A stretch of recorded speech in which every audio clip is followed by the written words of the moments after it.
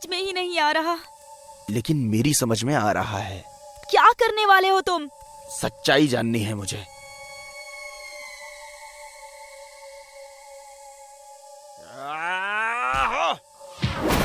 निखिल, तुम ठीक तो हो? निखिल! चले जाओ, घर छोड़कर चले जाओ। अगर तुमने मेरे घर को दोबारा नुकसान पहुंचाया तो मैं तुम्हें जान से मार डालूंगी। चले जाओ, जाओ। हे भगवान, क्या था ये सब? मतलब मिस्टर देव ठीक बोल रहे थे। यहाँ भूत का साया है। हम यहाँ से अभी चले जाएंगे। चले जाएंगे तो करेंगे क्या रजनी? करेंगे क्या? हमारा जो कुछ भी था वो सब हम इस प्रॉपर्टी पर लगा चुके हैं। हम ये प्रॉपर्टी यूं ही छोड़कर नहीं जा सकते। तो क्या अब तुम भूत से लड़ोगे? निखिल, समझने की कोशिश करो। जिंदा रहे तो फिर से कुछ शुरू कर लेंगे, लेकिन अगर यहाँ मारे जाएंगे तो? नहीं मारे जाएंगे। अगर उस आत्मा को हमें मारना ही होता तो वो हमें अभी तक मार डालती, हमें यहाँ से जाने का मौका नहीं देती। मतलब ये कि ये आत्मा बुरी नहीं है। और दूसरा, तुम्हें याद है उसने क्या कहा था? मेरे इस घर को हाथ मत लगाना। मतलब उसका इस घर से रिश्ता है और उसके साथ जरूर कोई गलत काम हुआ है जिसकी वजह से वो भूत बनकर इस घर की रक्षा कर रही है। निखिल, ये क्या बहकी बहकी बातें कर रहे हो तुम?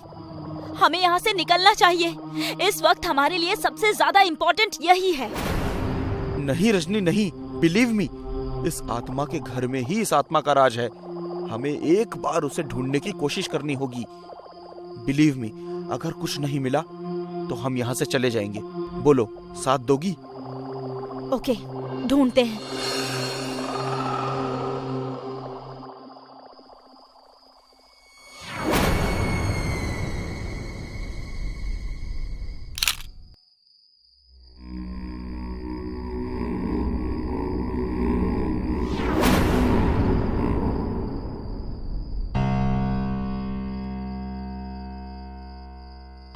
क्या करें?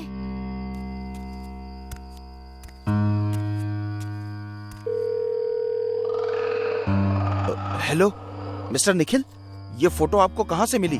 और इतनी रात को मुझे ये फोटो भेजने का क्या मतलब है? मैंने आपको बंगलो बेचा है। अगर आप मेरी प्राइवेट लाइफ के बारे में कुछ जानते हैं तो प्लीज स्टे अवे। नहीं रमेश जी, हम ऐसा कुछ भी नहीं करना चाहते हैं। बस ये जानना चाहते हैं कि आपके साथ ये लेडी कौन है। अमृता है नाम इसका। पर तुम क्यों पूछ रहे हो? आपकी अमृता इसी घर में है? अमृता जिंदा है? मैं अभी आता हूँ, उसे रोक कर रखिएगा।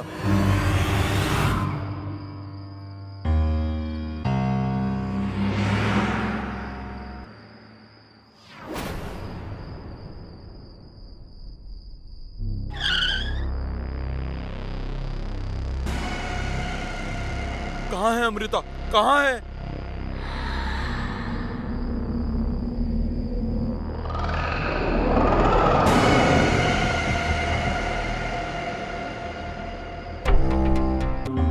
हमारी शादी को 1 महीना हो गया है। अब घूंघट की क्या जरूरत? माना कि हमारी शादी को 1 महीना हो चुका है, लेकिन ये मत भूलिए कि हम अभी तक एक नहीं हुए हैं। कोई नहीं, आज एक हो जाते हैं।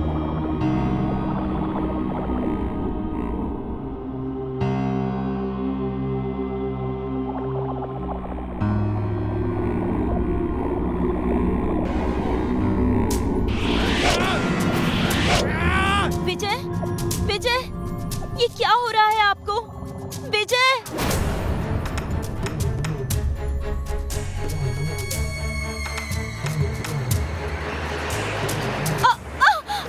विजय, बचाइए, बचाइए मुझे!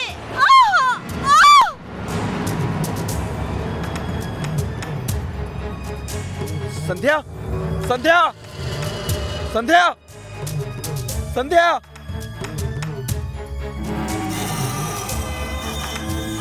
हेलो, हेलो गुरुजी जी, जितनी जल्दी हो सके हमारे घर आ जाइए।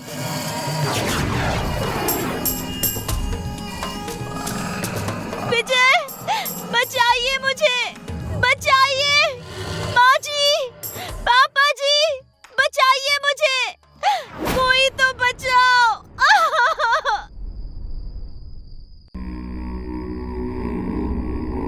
बहू, बिंदु हमारी बहू। संध्या बहू, पापा जी बचाइए मुझे। माँ जी बचाइए मुझे।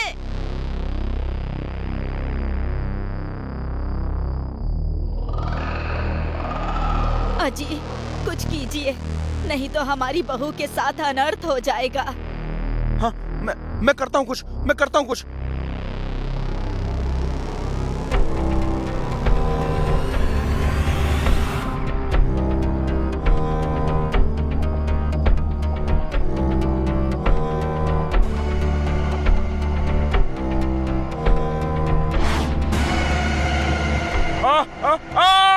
बचाओ!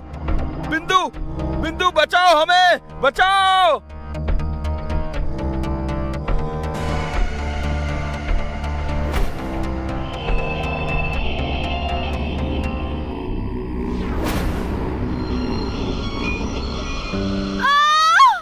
बचाओ! बिंदु! माँ, पापा, संध्या, विजय बेटा हमें बचाओ! हमें बचा लो बेटा, बचाइए हमें। आप लोग चिंता मत कीजिए, मैं अभी छुड़ाता हूँ आप लोगों को।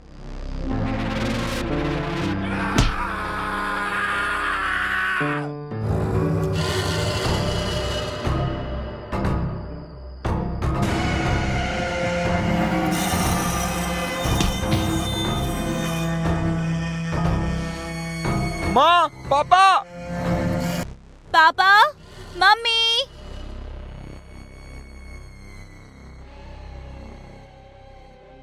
रीबा बेटी, इनसे मिलो, ये किशोर अंकल हैं। नमस्ते किशोर अंकल। नमस्ते। रीबा बेटा, तुम तो कल आने वाली थी, तो आज अचानक कैसे? मम्मी, वो क्या है ना कि मैं आप लोगों को सरप्राइज देना चाहती थी, इसलिए छोटा सा झूठ बोला कि कल आऊंगी, जबकि मैं आज ही आने वाली थी। मम्मी, मुझे बहुत जोर की भूख लगी है, जल्दी से मेरे लिए कुछ बना दो ना। कोई नहीं, अभी बना देती हूँ।